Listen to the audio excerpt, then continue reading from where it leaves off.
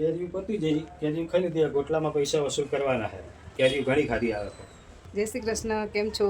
આપણે કેરીના ગોટલા સૂકવી લીધા હતા, તો તેમાંથી ગોટલી કાઢીશું.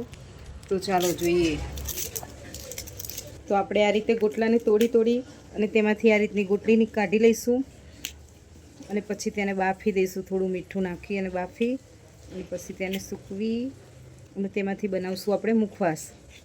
તો કોને કોને મુખવાસ ભાવે છે કોમેન્ટ કરીને જણાવજો ગોટલીનો. હો, જુઓ છે ને વરી દૂધ જેવી ગોટલી, એનો મુખવાસ ખાવાની તો બહુ જ મજા આવે.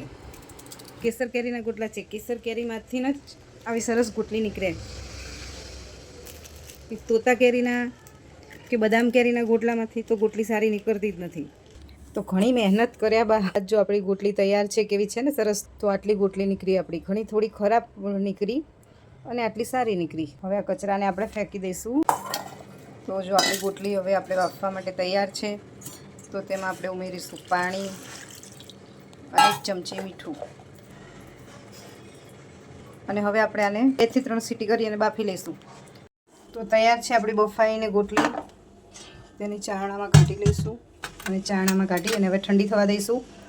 અને આની નાની નાની ચિપ્સ કરી અને ઘીમાં શેકી, સંચર નાખીને ઘીમાં શેકીને પણ મુખવાસ બનાવાય. પણ અમે તો આના નાના નાના ટુકડા કરી અને તેને સૂકવી અને પછી જ ખાવાના છીએ. નેહાને ઘીવાળી ભાવતી નથી, તો ખાલી સંચરવાળી કટકી કરી અને સૂકવી દેવાની છે. વિડીયો ગમ્યો હોય તો લાઈક કરો.